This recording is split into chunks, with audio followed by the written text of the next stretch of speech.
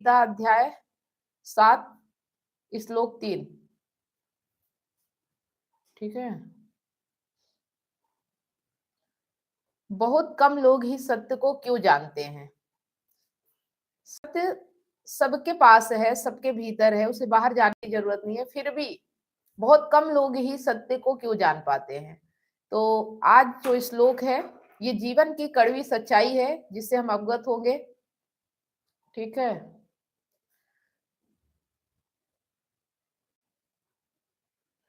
अध्याय 7 श्लोक 3 की एक ऐसा श्लोक जो सीधे हमारे अहंकार, हमारी भीड़, मानसिकता और हमारी आध्यात्मिक आलस पर चोट करता है। कृष्ण अर्जुन से कहते हैं, लाखों में से कोई एक ही है मुझे जानने का प्रयास करता है, और प्रयास करने वालों में भी बहुत कम ही मुझे वास्तव में जान पाते हैं। मतलब उनका कहना है कि लाखों में से इतने सारे लोग हैं, उनमें से कोई एक ही मुझे जानने का प्रयास करता है। इतने सारे लोगों में सत्य को जानने का प्रयास कोई एक ही करता है, और प्रयास करने वालों में भी लाखों में एक तो करोड़ों में 4-6 होंगे, उनमें से भी कोई एक ही होता है, बहुत कम, जो वास्तव में जान पाते हैं। ठीक है। तो यह बात सुनने में साधारण लगती है, लेकिन जब इसे अपने जीवन पर लागू करते हैं तो यह बेहद असहज कर देने वाला श्लोक बन जाता है। तो समझते हैं, मनुष्याणाम सहस्रेषु कश्चिद्यक्तति सिद्धे यततामपि सिद्धानाम कश्चिनाम वेत्ति तत्वतः। तो इसका जो सीधा श्लोक का अर्थ है, कृष्ण कहते हैं, हजारों मनुष्यों में कोई एक ही है सिद्धि के लिए प्रयत्न करता है, और जो प्रयत्न करते भी हैं उनमें से भी कोई बिरला ही मुझे तत्व से जान पाता है। यहाँ कृष्ण मुझे जानना कहकर, देखिएगा, मुझे जान पाते हैं। मुझे मतलब किस चीज को कह रहे हैं, अपने शरीर या किसी मूर्ति की बात नहीं कर रहे हैं। ठीक है। कृष्ण अपने शरीर या किसी मूर्ति की बात नहीं कर रहे कि मूर्ति को जान पाते या शरीर को जान पाते, वे बात कर रहे हैं सत्य, चेतना, आत्मज्ञान की। ठीक है। सत्य, चेतना और आत्मज्ञान को जान पाना, करोड़ों अरबों में कोई एक ही बिरला होता है जो उस तत्व ज्ञान तक पहुंच पाता है। अब यहाँ पे प्रश्न ये है कि लोग सत्य से दूर क्यों हैं। ऐसा क्यों है कि ये इतना सरल होते हुए भी इतना मुश्किल है कि बहुत कम लोग ही इस तत्व ज्ञान को समझ पाते हैं। तो जो आज का मनुष्य है, सुबह से शाम तक भागता है, पैसा, रिश्ते, पद, मान, सम्मान चाहता है, लेकिन अपने मन को देखने की फुर्सत नहीं है उसको। हम कहते हैं सब ऐसे ही जीते हैं, दुनिया में यही चलता है, मैं अलग क्या कर सकता हूं। ये सब चीजें हम क्यों कहते हैं। जब हम ये बातें कहते हैं ना, तो हम भी उन लाखों लोगों में आ जाते हैं जिनमें से कोई एक ही होता है जो सत्य तक पहुंचता है, और बाकी सब ऐसे ही रह जाते हैं भीड़ बन के। तो सब बातें क्या करते हैं, अगर आप भी ऐसा ही बातें कर रहे हो तो आप भी उन्हीं में से हो जो तत्व ज्ञान तक नहीं पहुंच पाते। सब ऐसे ही जीते हैं। अगर कोई कहे कि कुछ अलग करो या तुम कुछ अलग कर सकते हो, तो आप क्या कहते हो, सब ऐसे ही जीते हैं तो मैं भी ऐसे ही जीऊंगा, दुनिया में यही चलता है, मैं अलग क्या कर सकता हूँ। यही भीड़ का रास्ता है, ये भीड़ का रास्ता है, ये भीड़ बोलती है। और गीता साफ कहती है, भीड़ कभी सत्य तक नहीं पहुंचती, भीड़ कभी भी सत्य तक नहीं पहुंचती। सत्य के पीछे बहुत से लोग चलते हैं, लेकिन कभी सत्य नहीं पता होता। ठीक है। पहुंचना तो चाहते हैं, लेकिन उस तत्व ज्ञान को पा नहीं पाते। तो आज के जीवन से उदाहरण लेते हैं कि मान लीजिए 1000 लोग जिम जाते हैं, कितने लोग सच में डिसिप्लिन से जाते हैं। आप देखिए कि 1000 लोग जिम जाते हैं, उनमें से कितने लोग डिसिप्लिन से जाते हैं। मुश्किल से 10 या 20। 1000 लोग ध्यान की बात करते हैं, कितने लोग रोज 10 मिनट भी बैठते हैं, शायद 5 या 10। 1000 लोग गीता सुनते हैं, कितने लोग अपनी आदतों पर सवाल उठाते हैं, शायद 1 या 2। यही बात कृष्ण कह रहे हैं। ठीक है। इस चीज को समझिएगा। अगर कोई सवाल हो तो लिख के रखिए और जरूर पूछिए, तभी आप इस तत्व ज्ञान तक पहुंच पाएंगे। यतति सिद्धे का गहरा अर्थ है, यतति का अर्थ है ईमानदार प्रयास, है ना। यतति जो संस्कृत में लिखा है उसका अर्थ है ईमानदार प्रयास। यहाँ प्रयास का मतलब नहीं है पूजा पाठ, दिखावटी भक्ति, सोशल मीडिया पर श्लोक शेयर करना। ये प्रयास का मतलब ये नहीं है। प्रयास का मतलब, वास्तविक मतलब क्या है, अपने डर को देखना, अपनी लालच को पहचानना, अपने झूठ को स्वीकार करना। ठीक है, अपने डर को देखना, अपनी लालच को पहचानना, अपने झूठ को स्वीकार करना। और यह काम बहुत कठिन है, क्योंकि इसमें किसी और को नहीं, खुद को बदलना पड़ता है। मतलब हम दूसरों को बदलना चाहते हैं, ये चाहते हैं कि बाहर परिस्थितियां अच्छी हो जाए तो हमारा जीवन अच्छा हो जाए, लेकिन हम खुद को बदलना नहीं चाहते, और ये बहुत कठिन काम है, खुद को बदलना। जिसने अपने आप को बदलने के लिए काम कर लिया, उसकी पूरी दुनिया बदल जाती है, बाहरी चीजें तो अपने आप बदल जाती है। ठीक है, तो ये बहुत कठिन है, क्योंकि इसमें खुद को बदलना पड़ता है। तत्वतः जानना क्या है? तत्वतः जानना क्या है? बोलते हैं ना कि तत्व से जानना।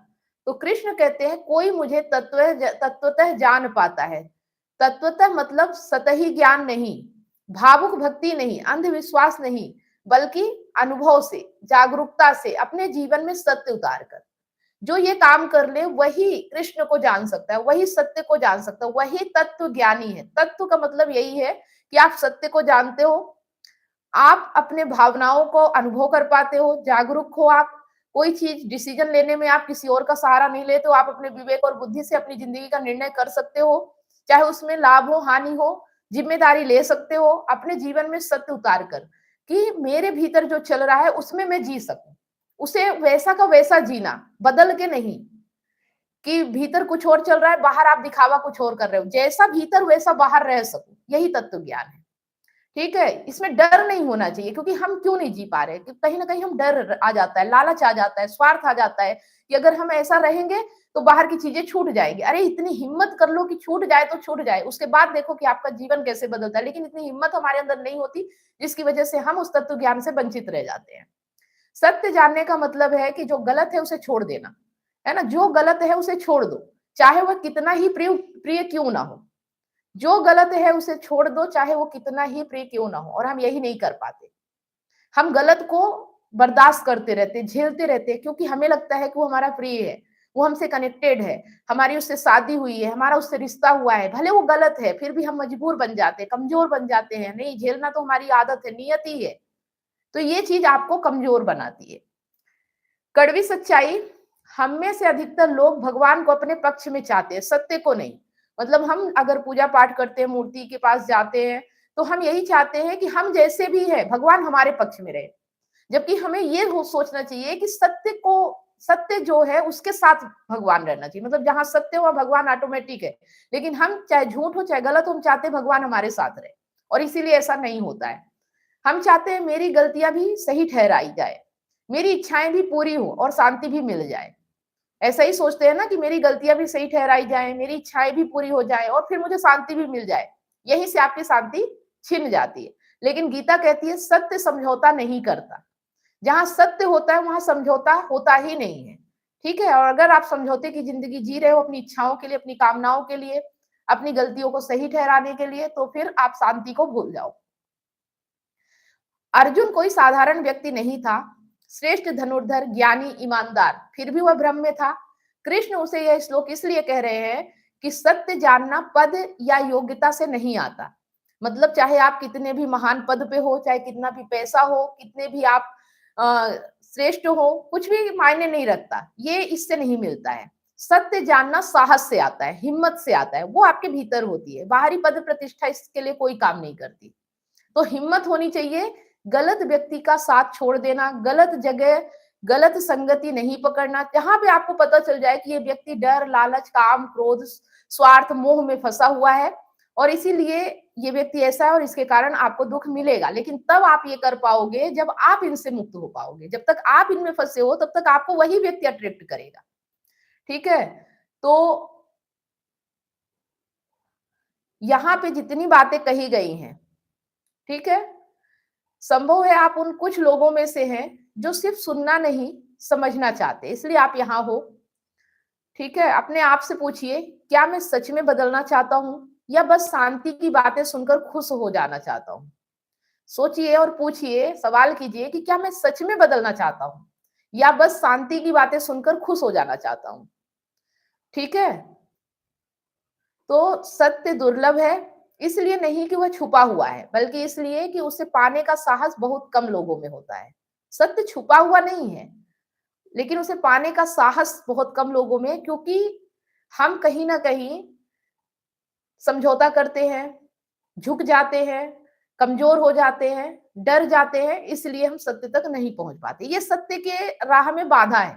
अगर आप ऐसे मन से हो तो आप सत्य तक कभी नहीं पहुंच पाओगे। सत्य के लिए हिम्मत चाहिए, साहस चाहिए, चाहे कुछ भी हो जाए, हर हाल में जीने की, हर चीज का त्याग करने की और सत्य के साथ चलने की, चाहे फिर उसके लिए किसी से भी भिड़ जाए। इतनी हिम्मत होनी चाहिए, तभी आप सत्य तक पहुंच सकते हो। ठीक है? तो अगर ये चीजें आपको सोचने पर मजबूर करती है, तो यही इसकी सफलता है। अगर आप सोच रहे हो अभी कि वाक़ई में ये चीज़ें मैं कर रहा हूँ या मेरे साथ हो रहा है, तो ये श्लोक जो है इसकी सफलता यही है कि आप सोचो तो कम से कम, फिर आगे बाद में बढ़ेंगे। पहले सोचो तो, अपने अंदर भीतर जाओ तो सही, देखो तो सही कि मैं कहाँ पे गलत हूँ, कहाँ पे मेरी ज़िंदगी क्यों दुःख के रास्ते पे जा रही, क्यों मैं परेशान हूँ, क्यों मेरे जीवन में शांति नहीं है। ठीक है? तो यहाँ पे गीता सुनने के लिए नहीं है, जीने के लिए है। और अगर आप जो भी बातें यहाँ बताई जाती हैं, जैसे कि आज बताया गया है कि सत्य के साथ चलना और जो गलत है उसका साथ छोड़ देना, चाहे वो कितना भी प्रिय क्यों ना हो। अगर ये चीजें आपने अपना ली तो जीवन बदल जाएगा। नहीं अपना पा रहे हो तो जीवन वही का वही रहेगा। चाहे सुन लिया, समझ लिया, जान लिया, फिर भी कोई फर्क नहीं पड़ेगा जब तक आप उसमें जियोगे नहीं। चलिए, अगर किसी का कोई सवाल है तो आप पूछ सकते हो। राजकिशोर, कुछ पूछना है?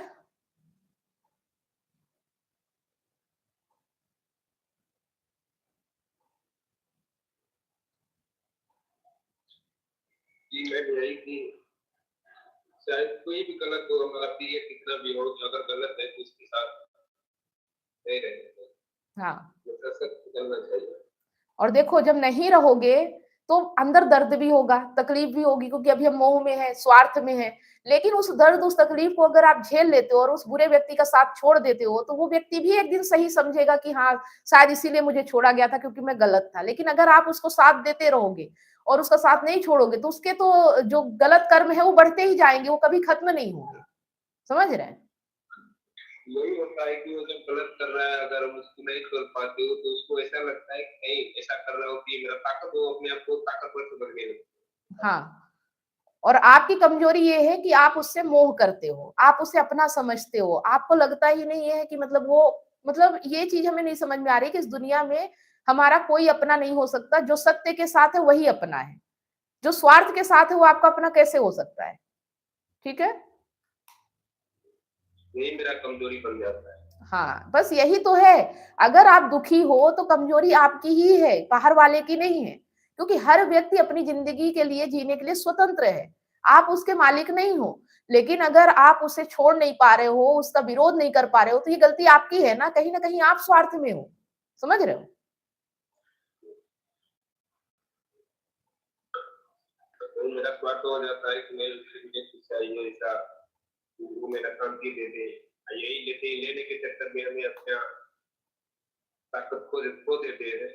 वही तो बात है कि शांति आप सोचते हो कि वो दे दे, लेकिन शांति वहां मिलती नहीं ना। शांति अगर होती तो मिल रही होती ना। ये सोचो कि अगर शांति होती तो आपको भी मिल रही होती, उसे भी मिल रही होती। वो क्यों भटक रहा है और आप क्यों तड़प रहे हो? कुछ तो कारण है ना कि वहां वो चीज है ही नहीं। ठीक है? कहीं न कहीं ये मुझे ऐसा लगता है कि वो अपना शांति मेरे अंदर में खोज रहा है। उसका भी मन परेशान होगा, अंदर से हो सकता है ऐसा कुछ। हाँ, लेकिन हाँ, मुझे, मैं भी चाहता हूँ कि मैं उनसे कुछ पा लूँ। बिल्कुल। लेकिन उसके अंदर में, लेकिन जो भी शांति आदमी अपने आप को देखता है कि मेरे अंदर में ही शांति है, लेकिन हम समझ नहीं पाते हैं लोग उन चीज़ों को। बिल्कुल, आप सही समझ पा रहे हो, लेकिन अगर आप इसे जी पाओ तो ये समझ आपकी आपके जीवन को बदल देगी, है ना? देखो, आप उसमें शांति ढूँढते हो, वो आप में ढूँढती है। जब आप में उसे नहीं मिलती तो बाहर भटकती है, पर उसे अपने आप में कोई भी नहीं देख पा रहा है कि मेरे भीतर ही शांति है। ठीक है? अगर ये चीज़ देख ले तो बाहर भटकने की ज़रूरत ही ना पड़े, जिस व्यक्ति के साथ जो है वही संतुष्ट हो जाए। लेकिन गलत करने पे मजबूर क्यों है? क्योंकि उसे पता ही नहीं है कि बाहर कुछ ऐसा है नहीं जो उसे शांत कर दे। ठीक है?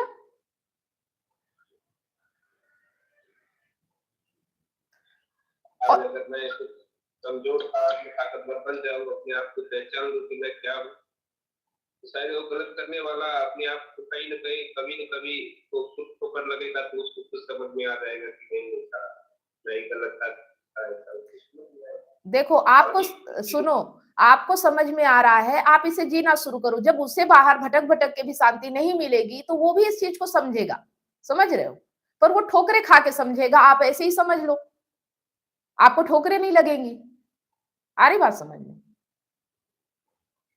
एक चीज तो मैं अपने आप में महसूस कर रहा हूँ मैडम कि मैं पहले जो था, जो मोह में मैं फंसा था, लेकिन अभी थोड़ा थोड़ा कुछ अपने आप को देखता हूँ तो ऐसे लगता है कि नहीं, सच में कुछ समझने में दिक्कत था, इसकी वजह से शायद कुछ दिक्कत और तकलीफ हो रहा था, लेकिन अब अपने आप को थोड़ा देख पा रहा हूँ तो अच्छा लगता है। बिल्कुल, नहीं, सच में ऐसा है। बिल्कुल यही होना चाहिए। और एक चीज़ ये भी समझिए कि आप जैसे पहले थे, तो उस चीज़ को आपको समझना पड़ेगा कि आप कमज़ोर थे, क्योंकि देखो, अपने आप को देख लेना, अपने मोह से मुक्त हो जाना, मतलब ये जो अपनापन है ना, मेरी पत्नी, मेरे बच्चे, मेरा घर, इस मेरा भाव से बाहर निकलो और ये देखो कि अगर ऐसा कर्म करने वाला कोई आपका पड़ोसी होता, कोई अन्य व्यक्ति होता, तो क्या उसे आप अपने साथ रखते? नहीं रखते। तो फिर आप अपनी पत्नी को, अपने बच्चों को, अपने माता-पिता को क्यों साथ रख सकते हो? सिर्फ इसलिए कि वो आपके हैं। ये मेरा भाव ही दुःख का कारण है। ठीक है?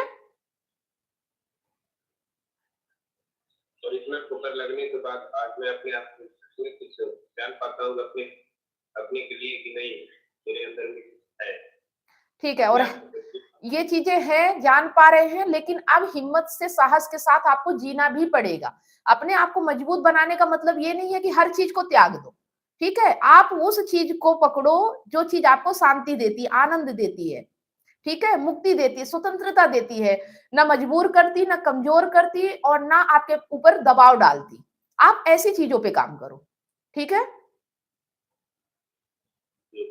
हाँ, चाहे वो कुछ भी हो, जब आप इन चीज़ों पे काम करोगे तो लोग आपको पसंद करेंगे, लोग आपसे अट्रैक्ट होंगे, क्योंकि लोग मजबूत व्यक्तियों को पसंद करते हैं। आप ही देखो ना कि आप कमजोर व्यक्ति को पसंद करोगे, आप अपने से ताकतवर व्यक्ति को पसंद करना चाहते हो। आप उस व्यक्ति के साथ रहना चाहते हो जो खुश रहता है, जो हर पल रोता रहे, शिकायतें करता रहे, आप उसके साथ रहना पसंद करोगे क्या?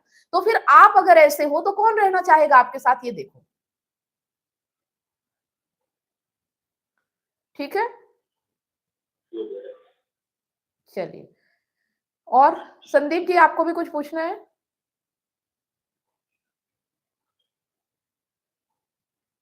मैडम कोई सवाल नहीं, आज मैं थोड़ा बाहर हूँ। ठीक है, कोई बात नहीं। सुनील जी, आप? नहीं नहीं। बहुत अच्छी बात है कि हमारे सवाल खत्म हो रहे हैं। देखो, सवाल खत्म मतलब सवाल का जवाब नहीं मिलता। सवाल ही खत्म हो जाता है कि अरे क्या व्यर्थता है, कुछ सवाल करके जो जवाब भी मिलेगा ना, तो जवाब भी किसी काम का नहीं आता है, क्योंकि ये जो दुनिया है ये खेल है। अब खेल में क्या सही और क्या गलत, बस हमें शांति मिलना चाहिए, चाहे वो जो भी हो, जैसे भी हो। ठीक है? और शांति हमेशा अच्छे कर्मों से ही मिलेगी, बुरे कर्मों में शांति है ही नहीं। तो जब अगर आप शांति और सच को पकड़ लोगे तो बुरे कर्म आपसे होंगे ही नहीं, और बुरे कर्म को आप बढ़ावा भी नहीं दे पाओगे। ठीक है? हाँ, गणेश जी, आपने कुछ मैसेज किया था व्हाट्सएप पे, तो क्या आपकी समस्या सॉल्व हुई? आप समझ पाए कि आपको क्या करना चाहिए? हाँ जी मैडम जी, तब थोड़ा सा भेजा मैंने, थोड़ा खर्चा बालक को। हाँ, तो उसके बाद उसने मैसेज लिखा कि वोट डालना है, तो मैंने तो मना कर दिया। समझता नहीं ना इतना कि देखो, पैसे भी देना है, मदद भी करना है, लेकिन उस व्यक्ति की जो हम्बल हो, जो ये समझे कि मेरा पिता, मेरे माता मेरे लिए कितना प्रयास कर रहे हैं, या जो लालच में है और करते जा रहा है, ऐसे व्यक्ति को आप कितना भी दे दोगे, वो कभी उस चीज से संतुष्ट नहीं होगा, खुश नहीं होगा। तो किसी की लालच को बढ़ाना नहीं है, सिर्फ जरूरत का काम करो जितनी आवश्यकता हो। ठीक है? हाँ, जितने में उसकी जरूरत पूरी हो जाए, जितने में उसकी जरूरत पूरी हो जाए, चाहे वो खुश रहे या ना रहे, वो उसकी समस्या है। ठीक है? और पहली बात तो पढ़ा दिया, लिखा दिया, 18 साल से ऊपर हो गए, तो आपकी जिम्मेदारी भी नहीं है कि बच्चों की जरूरतें पूरी करो। अपने आप वो हाथ पैर है, कमा के अपनी जरूरतें पूरी कर सकते हैं। ठीक है?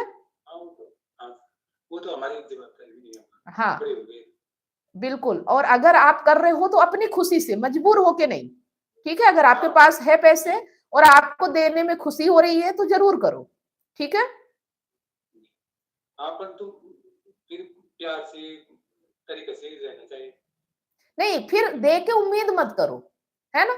अगर आप दे रहे हो तो देने में खुशी होनी चाहिए, उसके बाद वो क्या करेगा उस चीज के बारे में सोचना ही बंद कर दो। ठीक है, आपको जो काम कर रहे हो उसमें खुशी मिलनी चाहिए, ना कि उसके बदले वो क्या मिलेगा उसमें खुशी मिले, परिणाम में नहीं, कर्म में खुशी होनी चाहिए। ठीक है, ये सोच के कभी मत देना कि मैं दे रहा हूं तो बदले में मुझे भी वहां से मिलेगा। ठीक है, जब आप ऐसा कर्म करोगे तो परिणाम ऑटोमेटिक अच्छे होंगे ही, वो बुरे हो ही नहीं सकते, और हो भी रहे तो वो आपके कर्म नहीं है, वो फिर उस व्यक्ति के कर्म है जो अपना बिगाड़ रहा है। ठीक है, हाँ, तो आपको अपने कर्म में फोकस करना है, और आपको जिस कर्म को करने में खुशी मिलती है वो कर्म कीजिए, ना दबाव, ना प्रेशर और ना कमजोरी। ठीक है, चलिए, ओके, तो आज के लिए इतना ही, फिर मिलते हैं नेक्स्ट लाइव सेशन में। गुड नाइट सभी लोगों को। क्या आप अपने पार्टनर की बेवफाई से टूट चुके हैं? क्या विश्वास टूटने से आपकी जिंदगी और आपका करियर दांव पे लगा है? विश्वास की कमी, डिप्रेशन और अकेलापन आपको घेर रहे हैं। आप अपने हस्बैंड, वाइफ या सहकर्मियों पर भरोसा नहीं कर पा रहे हैं, लेकिन अब यह दर्द खत्म हो सकता है। मैं कमलेश सोनी पिछले 8 वर्षों से हजारों रिलेशनशिप्स पर काम किया है, और कंसल्ट करके उनके साथ उनकी प्रॉब्लम पर साथ मिलकर जो भी समाधान हो सकता है हमने किया, और 100% गारंटी के साथ समाधान मिला, और आज वो खुशी से जीवन जी रहे हैं। और मेरा मिशन है आपको निराशा से निकालकर खुशहाल जिंदगी की ओर ले जाना। मेरा 90 दिन का विश्वास और रिकवरी सिस्टम आपकी जिंदगी बदल देगा। हमारे एक्सपर्ट्स कोचिंग, कंसल्टिंग और हीलिंग के साथ अपने रिश्ते में विश्वास और प्यार वापस लाएं, डिप्रेशन और अकेलापन से मुक्ति पाएं, और अपनी मैरिड लाइफ और करियर को नई उड़ान दें। हजारों लोग मेरे YouTube चैनल और Facebook से प्रेरणा ले चुके हैं, लेकिन व्यक्तिगत कंसल्टिंग वो चाबी है जो आपके रिश्ते का ताला खोलेगी। आज ही कदम उठाएं। 7697572249 पर व्हाट्सएप करें या लिंक पर क्लिक करें और अपॉइंटमेंट बुक करें, और हमारे 90 दिनों के वर्कशॉप से अपनी जिंदगी के निराशा को खुशहाल जिंदगी में बदलें। आपका रिश्ता हमारे लिए मायने रखता है। आज ही एक्शन लें और अपनी खुशहाल जिंदगी की शुरुआत करें। Click now.